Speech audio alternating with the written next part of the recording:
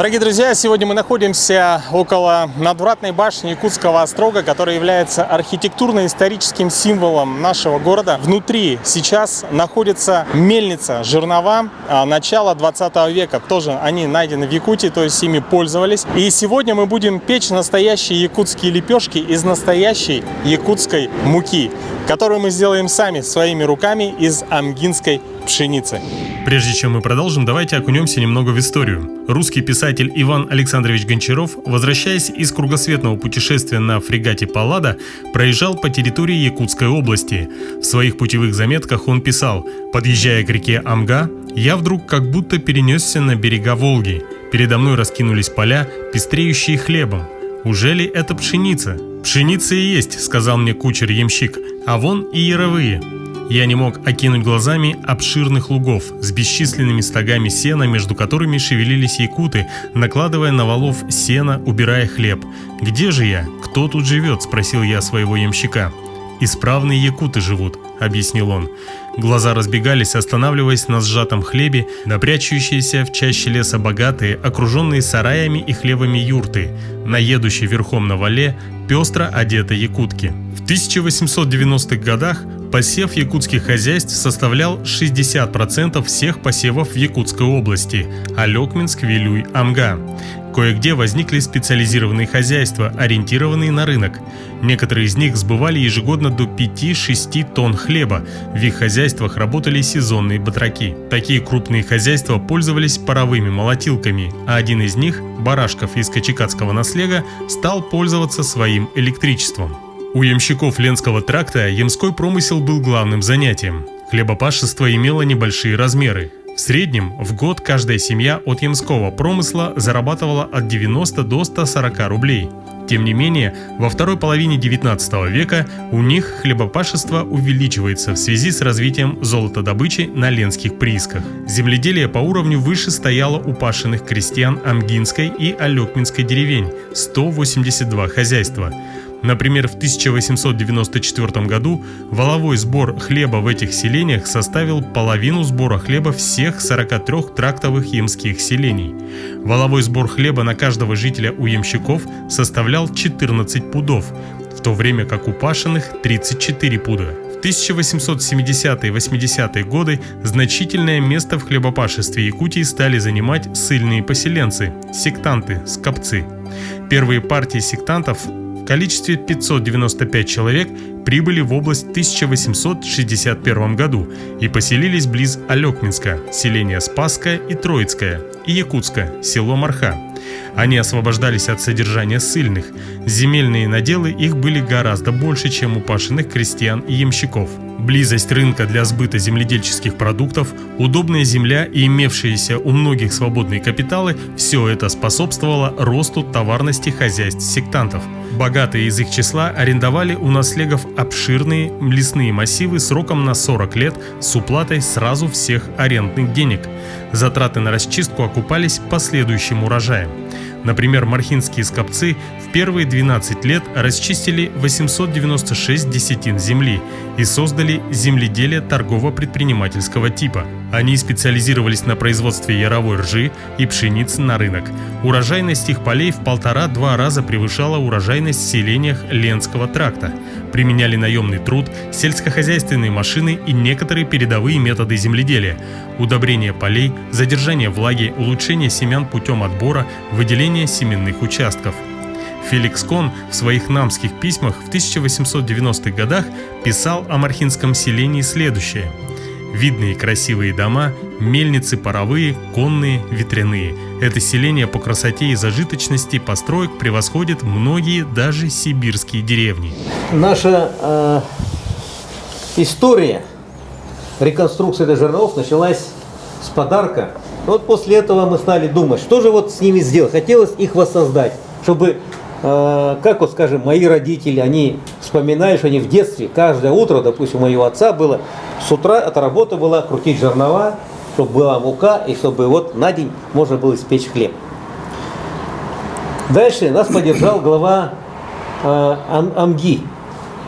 Он привез нам 2 куля амгинского зерна. Два куля целых. Зерно есть, жернова есть, а молоть мы не можем. Поэтому вот мы обратились к Георгию Петровичу, которого попросили сделать вот эту как бы остов этих жерновов, чтобы они могли работать, как когда-то они работали в свое время.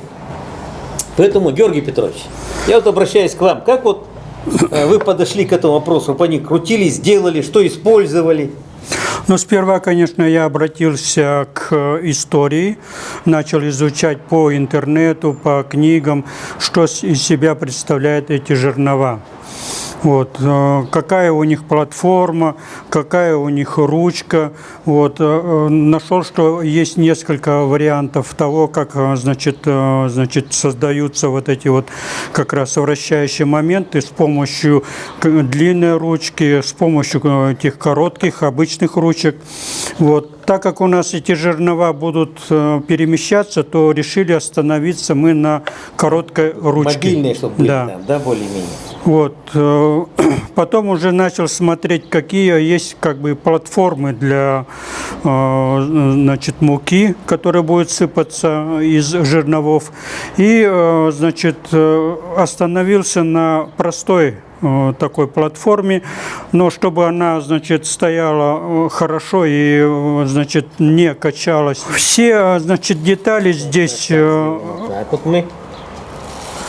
ось, подшипник, ручка, все как бы мы сделали так, чтобы соответствовало тому времени, когда эти жернова работали. Давайте. То есть вот сюда, туда. Вот. А вот интересно, вот как бороздки, да, вот вы смотрели там в интернете, везде технологии, они вот Ну, мы потом разные посмотрим, значит, да. Вот, допустим, у современных они уже конкретно, значит, даже, значит, с насечками металла имеются бороздки эти.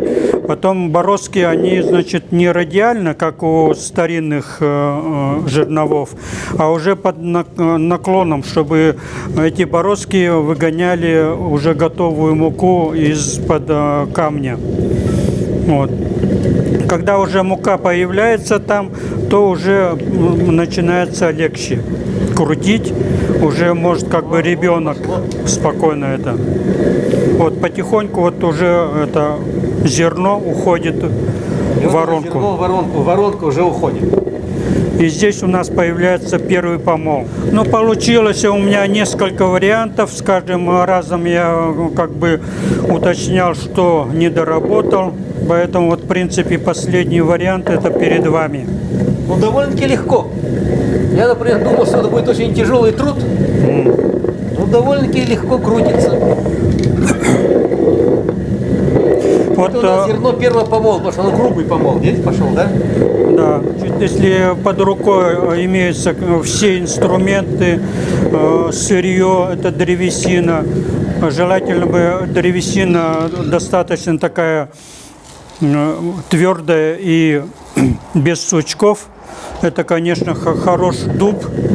Но здесь использовал я в основном лиственницу. Она твердая. Вот, к стиранию она достаточно, значит, сопротивляема. Поэтому вот это все эти, значит, ручки, оси и подшипник, это все сделано из лиственницы. Давай я бы сказал, что вы Теперь довольно-таки хорошо сделали основу. Я думаю, она не колеблется, да, не шевелится, ничего, жестко стоит. Вот, изучая вот строение этой мельницы, я обратил внимание на то, что как бы посоветовали крутить ее против часовой стрелки. То есть вот рука толкает это жернова, а потом уже по инерции здесь уже это. Поэтому она так будет достаточно легко уже крутиться. А я-то крутил в другую сторону. А ты по часовой. Ну, я сейчас извиняюсь, я как неправильно крутил. Поэтому вспотел. Я думаю, то, что я укрепил ножки, хотя вот фотографии Носова, там без этих укреплений. Но она уже не шатается и спокойно стоит. Я очень переживал и волновал, думал, как при работе, все-таки они массу имеют большую, Ну. и вот колебания будут передаваться вот на Да. стол. Но он стоит жестко. Действительно, когда крутишь против Или часовой давайте стрелки, вторую. против часовой стрелки крутится легче, Легче. намного легче. Я вот тоже крутил туда-сюда, так это. Да, действительно. Ну, то, в принципе, Давай. эти жернова были в каждом якутском доме, в каждой юрте балагане они находились. Да. И утро начиналось с молотьбы. Молоть начинал, Многие еще до сих пор часто помнят, либо что они крутили. подросток, Да, подростки, конечно, это их работа была. либо бабушка. Вот я как рассказывал, воспоминания моего отца, каждое утро это была его работа. Они жили в юрте балагане, в Чуи, это была его обязанность. Да, давайте попробуйте. Я попробую тоже. И оцените, пожалуйста. Особенно важно для Георгия Петровича. Ну вот, крутится достаточно Легко. легко, да. Но я могу сказать, что первый опыт обмола у меня был в 2005 году, именно в Амге, в ЧКР номер 2, где мы со своим братом Герасимом Новиковым нашли жернова нашей бабушки, прабабушки. Вот, фамильные. Да, фамильные. Ну и решили мы их тоже также реконструировать. Также нам пришлось выехать в село Покровку. Я в Покровке до сих пор выращиваю зерновые культуры, в том числе и пшеницу. Но я бы тут хотел подчеркнуть, друзья мои, что действительно вот, то, что сегодня крутится, получаем там муку пока первого помола, грубого помола, да, здесь приняли участие все. В общем-то, методом народной стройки, или там, как сейчас модно говорят, это волонтерское движение. Так, на жерновах, на верхнем бегунке установлен подшипник. Он тоже из дерева сделан, для того, чтобы ось, значит, она не терлась об камень и быстро не стиралась, и легко крутилась. В то же время я бы хотел сказать, что вот подшипничек, заметьте, он не полностью закрывает отверстие, да, а вот есть у него и как бы такие небольшие там щели, где зерно может поступать Попадает на рабочую уже поверхность между камнями. Что я хотел еще обратить внимание, здесь, значит, сделаны бороздки. Это уже, значит, вот да. Мастер, когда это шлифовал его, он делал, значит, это зубилом или как, в общем, выбивал эти бороздки. Вот они здесь, Сейчас да. они радиальные. В принципе, а у современных они сделаны немножко под углом, для того, чтобы, значит, эти бороздки выгоняли уже готовую муку наружу. А они там, скажем, современных не против друг, допустим, здесь в эту сторону, а здесь в другую сторону. Они друг против друга, чтобы именно, Да, значит, да, это было. Трение происходило, перемол. Вот. И вот уже тут видно здесь белое, тоже это так же. уже мука. Вот Да. она. Мука. И плюс, конечно, это пошло зерно, оно вот еще не отработанное, скажем, такой грубый помол, и здесь все смешано. Сейчас мы будем делать второй помол. Второй помол, собираем все, все, что получилось, весь продукт, и запускаем на второй раз. Ну, еще вот я постарался металл здесь уже не применять, а все соединения, значит, дерево соединял, значит, с помощью деревянных нагелей, шипов. Поэтому вот эти вот все, значит, борта этой платформы, ножки, значит, укрепления, все это на нагелях деревянных.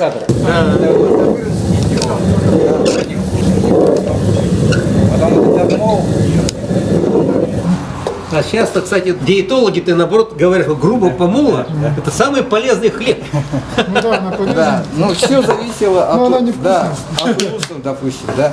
Многие, конечно, многие знают, ну, многие читают, об этом есть очень хорошее произведение Мординова, да, «Осенняя пора», «Весенняя пора», Саски Кэм, то есть Кинук Растыров об этом стихи писал. Писала Семен Данилов об этом писал. Как вот именно, ну, все это делалось, да, раньше. То есть есть художественное описание этого процесса. Бедные семьи, да, вот именно якутские, которые были хамначитами, они вот именно этот первый помол, уже с первого помола делали эти уже якутские лепешки. То есть вы, наверное, помните, во многих музеях есть такие таганки горизонтальные. То есть из этого первого помола уже начинали делать тесто. лепили лепешку, оставляли на этот помол и ставили возле каменька. Пошла мука, вот такая Да. чистая. А все зависело от благосостояния именно уже Ну, семьи. потому что оболочку разбили уже, Да. у зерна оболочку. Ну и Сейчас уже пошло, вот мука уже пошла. хороший помол, он, конечно, идет.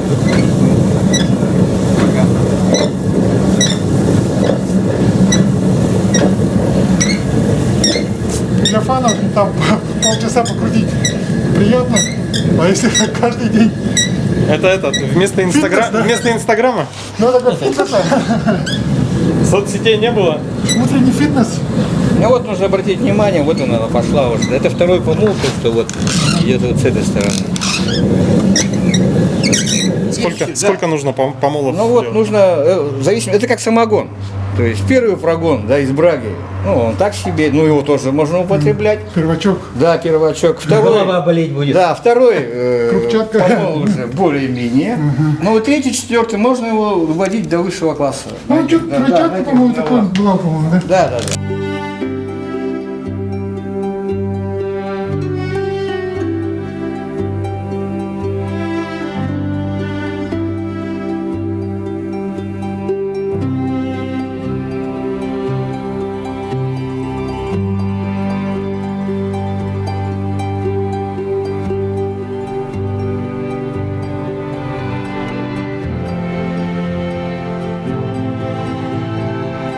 В тарелочках вы видите первый помол, Грубый, грубый помол. И вот уже получается второй мелкий. второй более мелкий помол.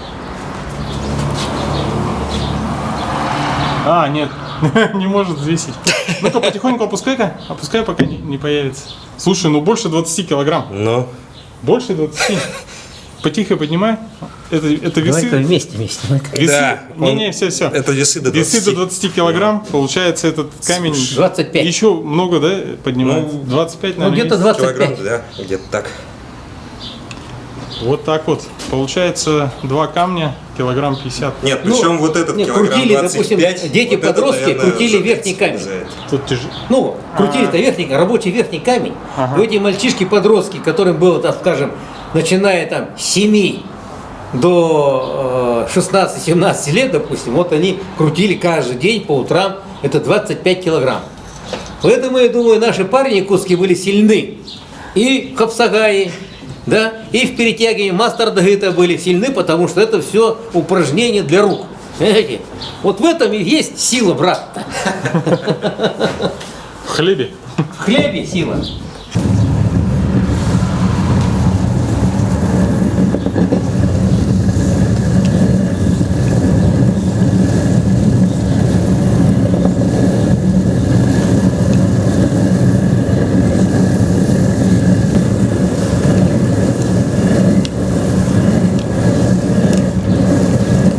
Ну что, друзья мои, мы сегодня наше зерно амгинское промололи 2 раза. Первый это был грубый помол, второй помол уже тонкий, да, как бы уже мелкая мука у нас пошла. И вот сейчас уже мука мелкого помола, второго помола, мы будем из нее печь лепешку якутскую.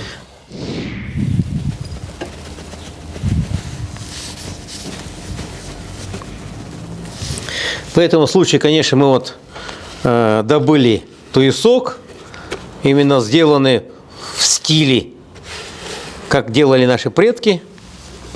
В общем, как бы полное такое погружение. Мука у нас, друзья, есть.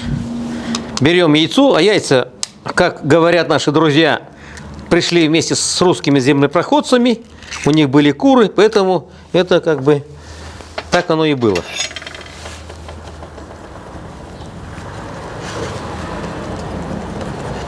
Наливаем молочко, а это привезли нам наши друзья недалеко от Якутска, фермеры хатасские, угостили как раз, поэтому молочко натуральное наших якутских коров.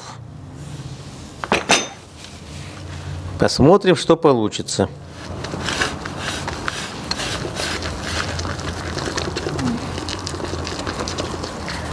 Мука хорошая. Амгинская. Так, кстати, сковородочка нагревается.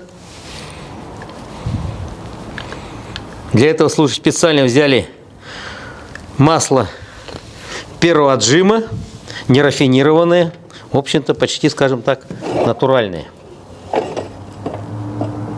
Многовато, наверное.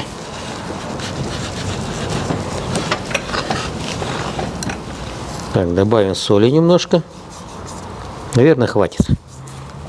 Ну, я думаю, густота нормальная. Попробуем сейчас испечь первые оладушки.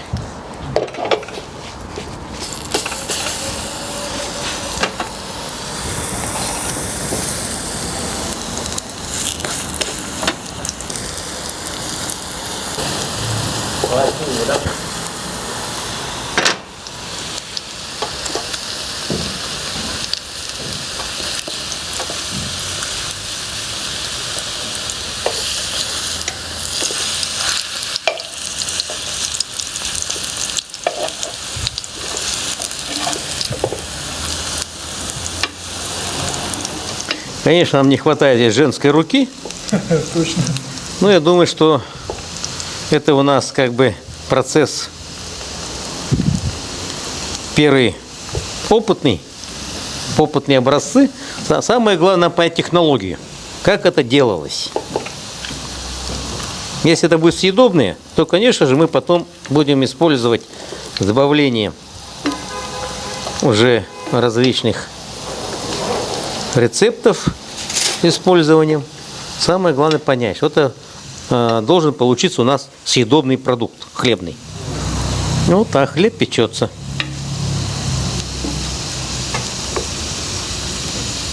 Ну, в принципе, вот то, что мы сейчас с вами воспроизвели, это как полное погружение сделали в историю, как наши предки, наверное, когда увидели первого землепроходца и что-то попытались что-то сделать то же самое. Я думаю, что и сегодня наши уже современники, когда выезжают на охоту, на рыбалку, они берут с собой муку и, в принципе, по этой же технологии, по таким же простым рецептам изготавливают, ну, скажем, такой хлеб или якутские лепешки. Сейчас мы продегустируем.